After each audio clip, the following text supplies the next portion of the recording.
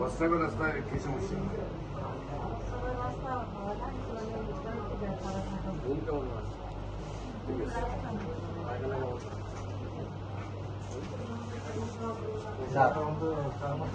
আপনি সবার সাহেব না? আপনি তো সবার সাহেব, আপনার সাথে একটু কথা আছে।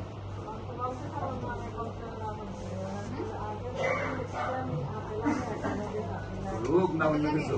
না লোক না, আপনার 5 মিনিট আমার একটা রুমে শুনুন। রোগ স্যার আমার কোনো পার্সোনাল লাইফ আছে তো, খাওয়া গাইছি। আপনার পরিচয় দেন। আমি মতিঝিল 8 নং ওয়ার্ডের যুব দলের সাংগঠনিক। আমার বড় ভাই সভাপতি, মতিঝিল থানার সেক্রেটারি আমার বড় ভাই।